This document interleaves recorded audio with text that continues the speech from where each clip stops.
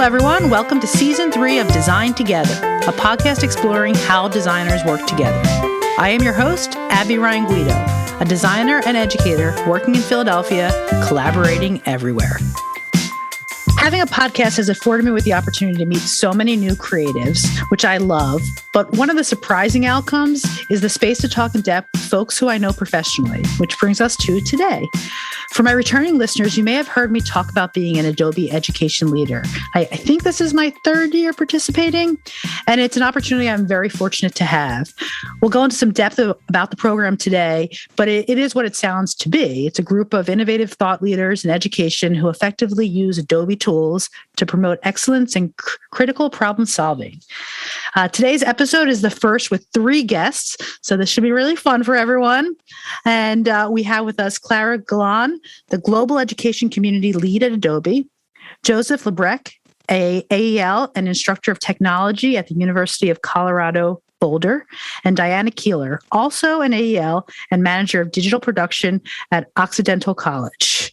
All right, let's jump in, Clara. I'd love to hear a little about what is the Adobe Education Leader. I know I gave a little bit about the program, but I know you work day to day in it, so you'll be able to give us a little more detail. Yeah, definitely. Well, thank you so much for having me on, Abby. And here at Adobe, our Adobe Education Leader program focuses on identifying influencers and thought leaders in education to serve as our advisory board at Adobe. In particular, the Adobe Education Leader program seeks out experts in Creative Cloud to showcase as exemplars to the larger community.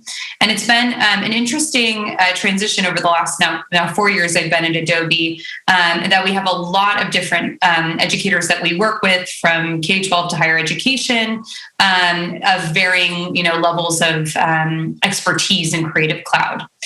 And so we have been doing some work in the area of trying to provide resources and programs for educators who are just beginning, but the Adobe Education Leader program serves as the advisory board, the exemplars, those educators who, again, are experts in Creative Cloud.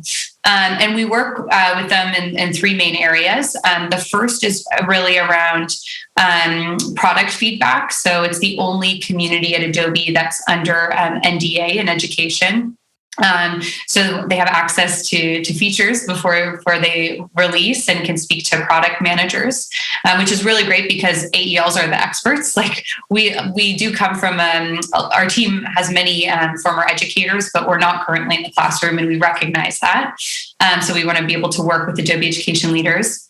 And then the other 2 areas are around PR opportunities. So showcasing Adobe Education Leaders, again, as exemplars in the work that they do. If we have other, news media outlets that come to us, we look to Adobe Education Leaders to feature them, or if we're at conferences, having them present as opposed to Adobe itself. And then the third area is around content development. So any kind of, resources on the Education Exchange, making sure that that's coming from educators themselves. And so that we're able to, again, inspire our larger community through the exemplars of the AEL program. And how did you end up at Adobe in this position? What kind of led you to this? Because it definitely is a unique path to be the one kind of working with all these different educators across so many levels. Yeah, it's really a privilege to work at Adobe. I love the team. I don't come from a digital media background myself, but I was in education and I taught middle school in the San Francisco Bay Area. And then from there, I moved to other ed tech companies. So I worked, started out at Edutopia in social media marketing, so for resources. And then I've worked at a couple other startup, and then previous to Adobe, I worked at Amazon Kindle and a similar nature. So it's always been around how to develop communities of educators, how to develop content curation through platforms like the Adobe Education Exchange.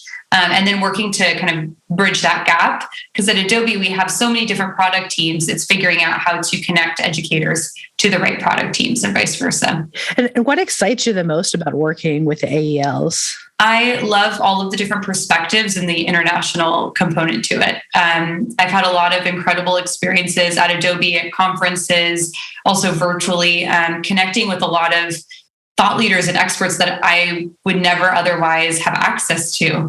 And so I feel inspired every time I see different AELs present. It's incredible to see what they're creating, but not only what they're creating, what their students are creating. And at such a young age, what students are capable of. So it's an incredible role, and I feel really privileged to be here. And can you talk a little bit about how the program facilitates some collaboration between different education leaders, and maybe not even just AELs, just educators in general? Yeah, absolutely. So the AEL program, what's interesting about it, and Joseph, I'm sure, can speak a lot to this, which has been part of the AEL program since it began. But we've always tried to connect educators to one another, because ultimately educators learn best or inspired by other educators, as opposed to a company coming in and sharing best practices, which doesn't make sense necessarily, since we're not teaching in the classroom. And so, as a part of that, we always are looking to provide activities or programs to connect teachers to one another, so that they can learn how to use Creative Cloud, or inspiration to use Creative Cloud. And within the AEL program in particular, our community manager, who I work very closely with, Leona Gaitis, facilitates small working groups. So throughout the course of the year, Adobe Education Leaders work on projects together. And then we also have done our Exquisite Core project, which I know we'll talk about in a bit, which, especially on the creative side, is getting educators to think creatively together, to form a collaborative work of art together. That just you can see all the different perspectives from all around the world, which is incredible to be able to connect teachers in that way. Well, thank you so much, Clara. We're going to come back. I want to give Joseph and Diana a few moments to kind of talk about who they are and why they're here today. Joseph, can we start with you? Can you share a little bit about what you do day to day, all of the different many things you do? Because there are a lot. Tell a little bit about your background and how you kind of came to the AEL program as well. Sure. So I'm Joseph Labrecque, and I'm an Instructor of Technology at the University of Colorado, Boulder in Boulder, Colorado. So my program is advertising, PR, and media design, and I'm one of the core faculty for the advertising creative track, but I also do stuff with the media design track, and I teach a core course, which is meant to give all the students in the entire department a good working overview, usable overview of Creative Cloud applications. So we go over just about every major desktop application that is out there. It's a great little class, and the students really love it. So that's what I do day to day. I've also got a number of additional projects that I work on. So like right now, I'm finishing up the second edition of my latest book on Adobe Animate. It's called, let's see if I can remember. It's like Adobe Animate 2022 for Creative Professionals, second edition. I'm wrapping up a chapter right now on the new asset warp armatures and modern rigging inside of Animate, which is pretty cool. I do stuff for LinkedIn Learning. So I do a bunch of courses for them, and then just like little things here and there. And I'm always open to collaboration between AELs or people who are interested in the same sort of work that I'm interested in. So that's always been something that has been very, very useful going through the AEL program, but also just like in just day-to-day kind of working through different tools, different workflows, and things like that, being able to collaborate with people. You asked how I first got involved in the AEL program. So it was actually right before my first Adobe Max in 2007, I think it was, where someone had nominated me at Adobe to be part of the AEL program. And it was the first year that higher education was being involved, that higher education faculty and administrators and staff were being invited into the AEL program. Before that, it was only K through 12. So based on a lot of my work with the Adobe Flash platform at the time, I was invited to join. I was nominated, and my nomination was accepted. And we had our first kind of meetup at Adobe Max in San Francisco. And we had a nice little breakfast with the incoming higher education AELs and so forth. And at that time, they were actually going to keep us a little bit separate. So they called us like Adobe Higher Education Leaders, whereas K through 12 was just Adobe Education Leaders. But they wisely decided to just merge, just keep them all the same, because most of the collaborative efforts that I've had, especially on like book projects and things like that, have actually been with a lot of K through 12 educators. So it's been really, really beneficial to keep everybody together like that. That was a really smart decision. Yeah, I want to dive into the books for a moment, because I know you've been the author of many different books and co-author, and I wanted to hear a little bit from your perspective. Do you prefer to co-author when you write these books, or are you more of a kind of a loner when you're working on more software instructional material? Yeah, so that depends on the subject and the focus, right? So like, the book I'm writing right now and its previous edition, like I'm good with being the sole author on that because it's something that I'm, very proficient in. So, I just want to go ahead and do it on my own. Other things, so there's a series of books, the Learn books from Peach Pit and Adobe Press. These books were made specifically to target the ACA certifications. So at the time, Adobe Certified Associate. It's now Adobe Certified Professional rebranded, I believe. But it's basically the same. So with those books, I sort of, with my particular book, I co-authored with a former AEL, Rob Schwartz.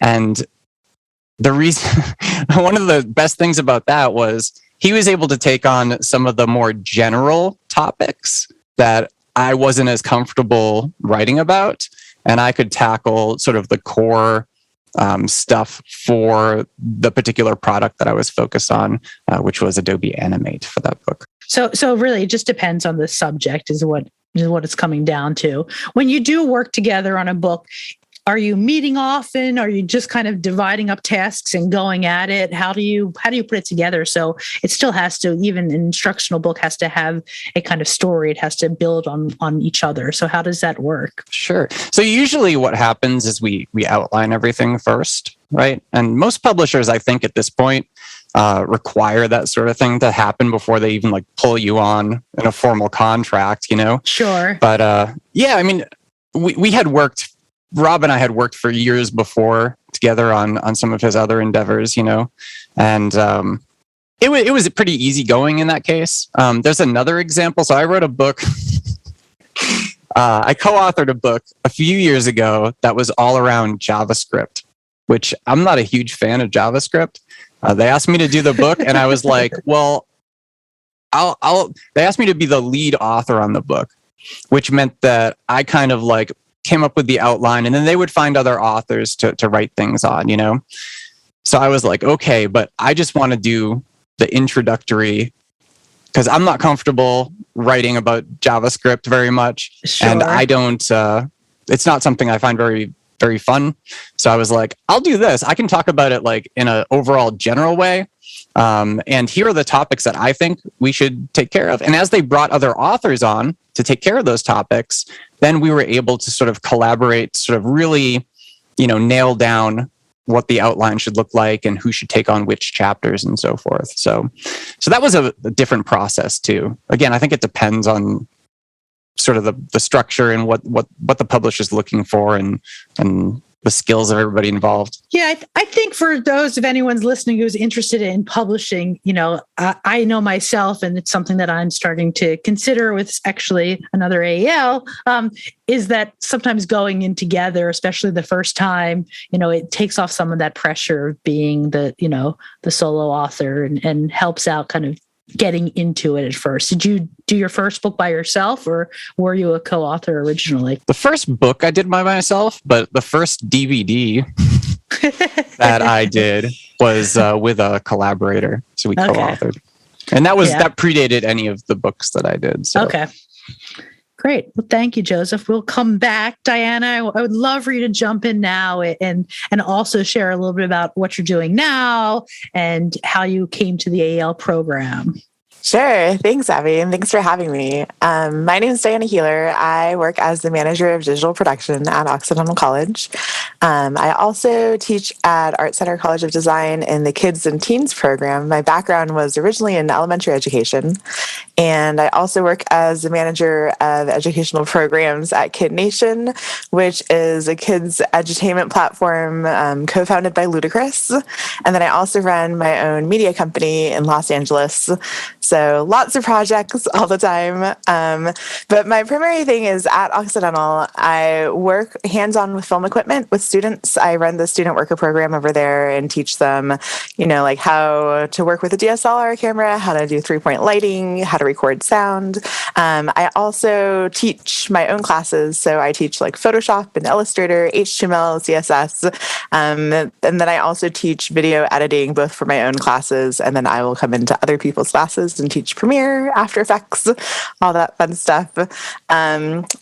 I originally got involved in the AEL program because I saw an email that said that there is an educator day before Max and it's open to all the teachers and you should come. And I came and I had been taking some classes on the Adobe Education Exchange for like a year or two beforehand, and I didn't really know what to expect. I ended up sitting at a table that was full of AELs specifically. And I remember it was me and it was Doug Tolles. And we immediately became friends because we were looking at each other like, who are these amazing people at our table? And why are we like so far behind? And I just remember I was sitting next to Emily Pearson, and the entire table was full of these powerhouse people. And then when we started the presentation, I remember that Greg Hodson was there and Mark Shufflebottom and Matthias Klausner were doing a presentation on UI UX design. And I had only seen these people online. So in a very nerdy way, I felt like I was meeting a celebrity. When they came up on the stage, I was like, oh my gosh, these are people that I have seen online. And here they are in person teaching one of their courses. And so I was the very awkward person at a conference that just kept staring at them, being like, oh my gosh, inside, until finally Greg came over and was just like, excuse me, do I know you?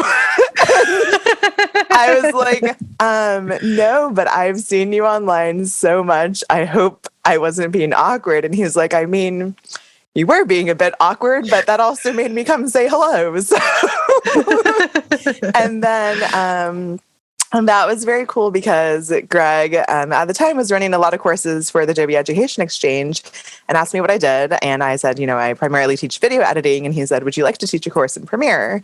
And for me, I was like, oh my gosh, I could be one of those people. And I taught my first course in January on the Adobe Education Exchange. And then that following summer, in January, I had applied to the AEL program. This was about 3 years ago. Abby, I think we joined around the same time. And I went to my first AEL summit, and that's where I met Joseph as well. And it was funny because I didn't actually know anybody that much. But Greg had messaged me on Facebook and said, a handful of us are going to go get an Airbnb. Are you in? And I was like, sure, I guess so. Don't know who these people are. And I just remember getting picked up in literally a white van and from the airport in San Francisco. And I get in the car, and I just remember I didn't know either of the people picking me up at the time. And Leonard turns around and goes, "You must be a very trusting person to get into a white van with two unknown men headed to an unknown location." And I was just like, what did I do? And we were literally at an Airbnb in the middle of nowhere in like North San Francisco, like far into the woods. And I didn't know anybody. And it turned out to be like the next best 4 days I've ever had of just people that were just so creative. Like we were floating down a river and looking at the sky. And I just remember feeling like I had found my people when they were all taking guesses on what hex code the blue was in the sky. I was just like, who are these people? And I feel like this is going to be my new best friend group. No, it is. I mean, I definitely had a lot of nerves, when I came out. I've only been to one in-person summit because of COVID. But you're nervous. And I think we all get into our silos at our own institutions and seeing, the people we kind of see and work with. And like, in some ways it's very easy to think like we're the only ones doing this. Like our problems are unique to us. And I think that's been really great for me to meet other AELs that are, especially for me in higher education, there's not there's not many opportunities to kind of collaborate and meet other folks. And it's nice to hear like, oh, you're doing the same thing with your students and you're encountering the same type of issues and we can talk them out together. Or like, you're doing this amazing thing I just never get to see. And what can I learn from you? And Joseph, also, you had mentioned kind of that it was great to put the two groups together. And, I think my initial kind of coming to the program was like, what am I going to get from someone who's teaching, in elementary and middle and high school? I didn't necessarily see that there would be value. Not that I was, thinking what they did wasn't valuable, but to me, I was like, is there a value? And some of the greatest people I've met through the AO program are teaching in high schools, in elementary schools, and just to see what they're doing has had such an impact on me that I have to say I totally agree that having some of that crossover is really important. Diana, one thing I read, which was just kind of preparing in your own company, I think it was maybe on LinkedIn, it said something, I was really excited to read it. There was a quote that said, "For us, we think the most powerful force in the world is collaboration." Yes. And being that this whole podcast is about collaboration, I'd love for you to talk a little about why in your own company. And I also, I think all of us are like you. Joseph has his books and I have my business and my teaching and the podcast. Like, I just feel like creative people, like one thing is never enough. It's, even if it's filling all of our time, there's always more energy and more drive to do something else. So I'd love to hear why that is so important to your media company. Yeah, absolutely. I mean, so first and foremost, Occidental is a liberal arts college, which I love because just all of our students have a background kind of in everything at the same time. And I think that makes our projects particularly more interesting. Like we have students that are also studying like urban and environmental policy, and they want to shoot a film doing a documentary about the housing crisis in Los Angeles. Or we might have students that are pre-med, and I had one recently in my animation class that wants to make medical information more accessible for kids and do like voiceover stuff and character animator about things that might be hard for them to understand. And wow. I just think ideas like that, I'm just so excited and invigorated by. And I kind of take that attitude into my own company as well, where we all have kind of like assigned areas that we manage. So I have somebody specifically that does like digital media stuff. So like Photoshop, videos, things like that. I specifically have an animator. I have a game designer on my team. But all of our meetings, we kind of all share what we're currently working on. And if there's something that sounds exciting to you, then you can like hop on that project as well. And also it's important for me for everybody to be aware of the different projects that are happening so that we can share feedback and kind of jump onto the team. I have an internship program too, where I have interns from Oxy who then after, I try to pick seniors. So then when they graduate, then they can join the company if they're interested in getting like some part-time work paid. And I really love that they're coming in with such a diverse background, because that was one of the things that when I first went in the industry that was frustrating to me, because they're like, okay, are you an editor? Are you a cinematographer? And I was like, I do everything. And that isn't an answer that people like hearing, because they hear that and think, okay, well, then you don't do any of those really well. Like you're kind of just a generalist. And I'm like, no, I feel like I'm a great editor, and I also really enjoy these other things. And it was frowned upon a lot. And I want to make sure that I'm also giving people an opportunity who might be good in more than one area to not pigeonhole themselves in with a specific title and not be able to kind of explore and grow. Yeah, no, it is. I mean, I think that is one of the great things about some of the new tools coming out. And I know there's a lot of designers that, are very hesitant to embrace what was happening with technology and Sensei and AI and kind of what are we going to be doing as designers, and will everyone just be able to do what we do?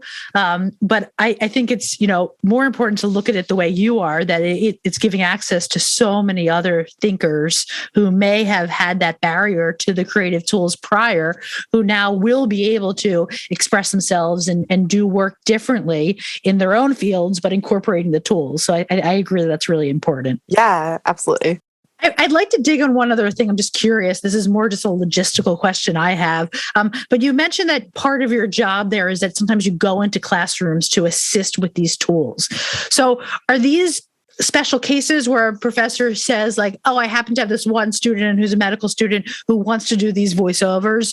Or is it curricular and it's like this class will have a section that is in this software and someone else is going to come in and give some instruction in it? Yeah, so I am like the hands-on person in my department. So if you're teaching a class, like yesterday, for example, I went in to teach one of my colleagues' classes because her class in general is more theoretically based and is focused on how can we create change through media. And so they'll look at different examples and things like that. But for their final project, they're all asked to make something. So that could be a collage, and she was teaching the collage part, but then it could also be a video essay.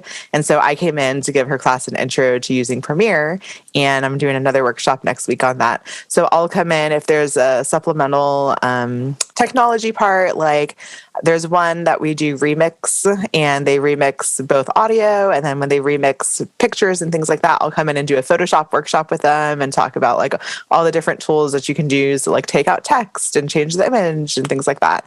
And then I'll also come in and teach, like if we have a new camera, I'll teach like the advanced kids how to use the camera. So it kind of sounds like you get to play a lot too in this position. You get to play with all the new tools that come in and learn them so that you can then teach them to everyone else. That's pretty exciting. Yeah, it's amazing. And then my office hours are always full because I have students that just come in and they have big ideas, or they'll be poking around on the Adobe Creative Cloud and they're like, hey, I like saw this application and I was messing around a little bit because we have the whole Creative Cloud on all of our lab computers. And they're like, can I just do an office appointment and check that out? Because I saw that wasn't listed in any of the classes we offer, but it looked really cool. And so we'll like sit in the lab and go over something like that. It's something I'm particularly interested in. We can't get into it today, but it's something that I would love to start a group of AELs to talk about. It is kind of like what the future of what we're teaching will look like because of how fast the tools are changing. I've been personally thinking about it a lot, and we've been trying to address that in the curriculum too, just that the tools change at such a fast pace. It's pretty much impossible for instructors to keep up with it all. Like it just won't happen. And so I think some of these models that you're talking about are really worth diving in more about, and just kind of talking about where we see this going is really interesting. But I'm going off on the side tangent to something I'm passionate about. But Joseph, would you talk a little bit about one of the reasons we're here today is to talk about a particular collaboration. Would you talk a little bit about how this project got started, a little on the history of it, and why you think it is such a great project that AEL's collaborated on? Sure. So I guess this sort of has its origin Not this year, but last year before the education summit. So a few of us were asked if we wanted to host a party as part of the summit, right? And we got together and, we tossed some ideas around. And, I've had experience doing an exquisite corpse before for audio, where you just like pass along a little snippet of audio and everybody builds upon what they receive. I've done it for imagery. So when you're doing drawings, the traditional kind of like coffee shop or bistro or something where you're all sitting around a table and you just draw a little bit and then fold it over so nobody else can see what you've drawn except for a little bit. And then the next person continues on with that a bit. And I've done it for animation too. Back in my graduate student days, there was a class that was doing exquisite corpse with Flash. So it was really interesting.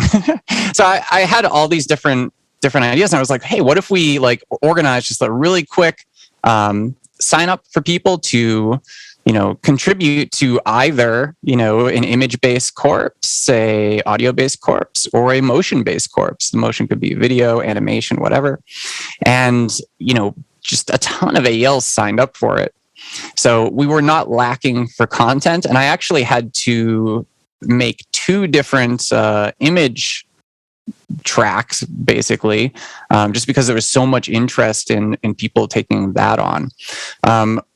When it came time to actually pull everything together, we just kind of decided, I guess, I don't know whose idea it was, if it was just because I was pretty much driving everything and like handing off all the little pieces and integrating them together for that first one. So you were getting like the full art and then doing the physical cropping so that the next person only got a little sliver. Yeah.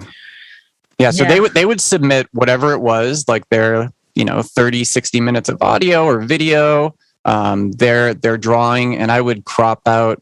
I would just deliver the next little sliver of whatever the media was. How many pixels are we talking about? Are you sending over if it's an image or an animation? If it's an image, very small. And I should have done more at the beginning, honestly, because some people didn't understand the concept of an exquisite corpse. That was one thing right away too, is like, a lot of people weren't familiar with the idea of exquisite corpse, right? I'd been exposed to a bunch of it through previous experiences, but a lot of people just had no idea what we're talking about. And a lot of it was interpreted because it's got the term corpse in it, that, we're creating a body, which is like, well, you can, but it's not, it doesn't really have anything specific to do with that. It doesn't have to go that direction. But yeah, it was a very small amount, right? And then it's up to the person who receives it to interpret that creatively and come up with the next portion. And eventually at the end, I've got just like this bunch of stuff that I have to then stitch together in some way.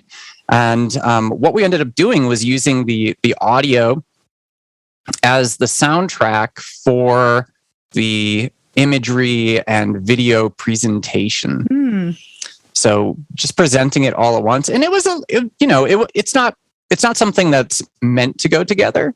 So it's not exactly, it can be a bit discordant at times, but, and thematically too, I mean, it's all over the place, right? Because people are interpreting things in their own way. But it's always interesting to see how these things are interpreted, right? And I think that's the main takeaway, is that it is a collaborative thing with this like highly creative element where the contributors can just take it in any direction they really want to, inspired by what they've been given. And then Diana, how were you one of the volunteers at first who said, me, I want to be involved in this? Or did Joseph come to you to ask for your expertise? No, I just remember that it was announced in one of our meetings, and it was like 5 seconds later, I was on the spreadsheet adding myself to like the motion track. And then I asked, can we be on more than one track? And they're like, well, like you can, but don't take up all the slots. And so I added myself to music music as well. And it was so much fun. It was such a great experience just because like you get a very small snippet. And I think in the beginning, I wasn't really sure how it worked. And so I was following Joseph, and I had a snippet of his music. And I was like, do I layer something on top of this? Is this just like the end of his piece and I'm not supposed to touch it? Should I like trim the end of it? With music, do you get the whole piece? Or No, do you so that was the thing that I was confused about. I thought that a lot of it was like his work, and I was like hesitant to, like you're always hesitant to touch somebody else's creative process. Sure. So in terms of like remixing and connecting it together, I think I was like a little hesitant there. And then I asked, am I supposed to like blend it into this or just like connect it to the end? And he's like, whatever you want to do with that. That is like the connection, and your piece is going to come after. And then I like totally got it when I saw the whole project, and I was like, this is very cool how it came together. And like Joseph was saying, I think that everybody took a slightly different approach to like connecting to the previous part. And then when we decided that we were going to do it again, I was like, I'm happy to help organize this, because I know it was like a lot on Joseph's end to do all 3 tracks and kind of coordinate all the pieces coming in and assembling them. And it was cool being on the other side as well. I was assembling the motion track of just like seeing everybody's full piece, and then also coming up with a workflow as pieces kept coming in. And then like if people wanted to change theirs after they've submitted and after I like did it, it was like good that we were all teachers and had experience with trying to collect work and following up on people submitting and things like that. Yeah, it's a different kind of project for the AELs that I've seen, because it is one that is a creative project. It's not necessarily connected, directly to teaching. But Clara, what kind of benefit do these types of projects do you think bring to a program like the AEL program? Yeah, I mean, I think it provides an opportunity for AELs to learn from one another and to connect with one another and just kind of understand, again, the perspective of others, like especially with something like the Exquisite Corpse project, you just get that little sliver at the end of that, whether it's that image or that video. And I think it also provides like an understanding of how other educators around the world are approaching kind of a similar project. So that I think, at times, like there would be, in no world perhaps would, Diana be connecting to Matthias, who's based in the Netherlands and California. And it's just like really this beautiful collaboration that not only brings educators together, but then students many times, during creative jams. And I think on the Adobe side, what's really interesting for us to see is how educators are using the tools and how they're approaching it in their classroom. So if this is something that teachers would use with their students, like a project like Exquisite Core, or Exquisite Corpse, then we could see, okay, are there certain features that we could, tweak, or resources that we could provide just to share the same use cases with other people?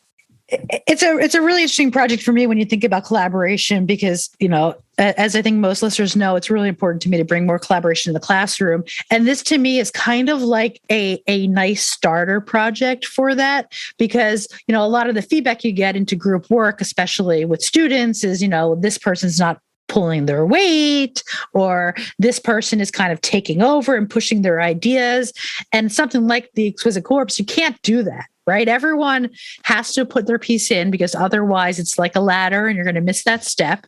And also, you're not necessarily combining your ideas. You're seeing a tiny little bit of someone else. So I think it can be used as a really great introduction to having students work together and to have to kind of build part of their projects to match, but then they also have the ability to have that creative expression of themselves.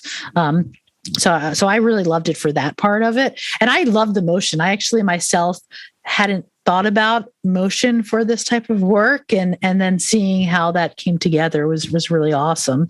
I'd love to hear, Clara, what are some other kind of big collaborations of AELs that stand out in your mind of being, an exemplar example of why this program is so great? I think one of the biggest ones that stands out in my mind are the creative jams and the smaller creative jams that AELs have put on. The beauty of being remote now is that any school can participate. So, we have international schools participating in a common challenge. And then many times Adobe will sponsor the prize for students, and students can see how other classrooms are working. And then I know also I've worked a lot with Adobe Education Leader, Lisa Gottfried, who's based in Napa in California. And she had essentially a massive creative jam, but that was more focused on project-based learning. And students then had other AELs that were streaming in from all over the world, giving different tutorials. And it was incredible to see the whole school took off the first day to just dedicate to this, the day back from after the holiday break. So that was really incredible. No, I know Lisa well, and her energy to bring folks together is really contagious. Yeah. And she's one of the people who I talked to last season, and also I say I would not have anticipated that I could learn so much from her, being teaching in different levels. Something that Diana and I think Joseph, you both kind of hinted at in some of your stories, and you too, Clara, was that a project like this with AELs is not necessarily about the end product. Of course, that's fun to look at. It was something we could all celebrate. But I think that something that we all try to kind of create, and it's hard to create, is how do you make those connections and find kind of interest for other types of collaborations? And I feel like a project like this, while it might not be the outcome of, this is this great piece, it's more about those relationships you make along the way and those smaller conversations you have that might lead to another type of collaboration. Does that resonate with anyone? Has that happened with the AEL program where, Diana, you happened to get into a white van? Has this led to anything else that is worth sharing? Yeah, I'll jump in and say, Emily Pearson, I know, is doing a comic. And she's like, yeah, it would be great if we could take this and then make it animated using Character Animator. And I remember talking to her and David Dodds about what can we do with Character Animator? And I know myself, along with tons of AELs, have brought in other AELs to guest lecture in their class and kind of share their work and talk about what they do. And so David, after that connection, came into my class to talk about Character Animator and his work. Right now we're actually doing the Character Animator contest with Matthias Klausner, and my students just think it's so cool. I had a big slide that said, we're entering an international competition. And they're just like, what? Where did you just find this? I was like, this is actually organized by one of my good friends. And look at all the schools participating. And, Occidental, as a liberal arts college, I feel like sometimes our students feel oh, it's not a film school. It's not an art school. We don't get access to the same opportunities. And I think a big part of the AEL program is no, we can be on that level too, and your work is good enough. And I think that it really helps them to see what students from other schools are creating, and then also being able to feel like they can submit work and not compete, but collaborate and share with other students. We had a couple of Behance opportunities as well, where they can get their work reviewed, and even just seeing the work that students produce from other schools is very inspiring and creates those opportunities where sometimes I feel they feel like they're missing out on being able to have portfolio days and things like that, because that's not typically something that we do. But every AEL meeting, I love Clara's and here's all the resources and upcoming events. And I'm madly writing all them down so that I can bring that back and share with my students as well, in terms of how can you connect with other students from around the world and kind of share your art and see their art and talk about stuff like that. Clara, I'd love to end with you. And I know you had mentioned there are other programs. And for any educators listening, would you just quickly share, if anyone is interested in any of those programs, how they get involved? Absolutely. So the main other program we have that we just launched a little over a year ago is called the Adobe Creative Educator Program. And we founded this program and community to really help educators that were maybe new to Adobe tools or were not teaching in kind of what we call traditional Adobe subjects. Maybe they're, teaching English or, they're in a higher education classroom, but it's not necessarily like a digital media subject. And this program kind of goes through looking at creativity across the curriculum. We have different levels. So we have 2 levels of badging. And then we also do a live stream show to bring on different guests that are more, it's more for general education subjects.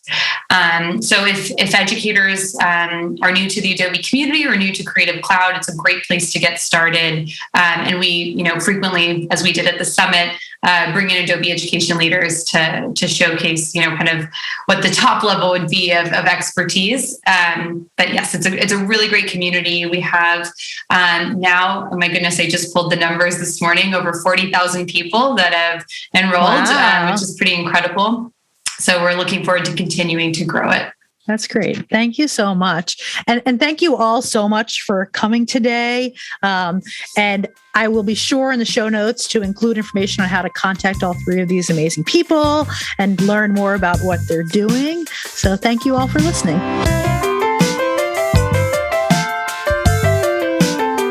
Thank you all so much for listening. We'd love to hear your feedback. Feel free to send us a message or leave us a review. To learn more about the show, check out our website at designtogetherpod.com. Special thanks to Rob Weston at Great Magnet Recording Concerns for providing our post-production.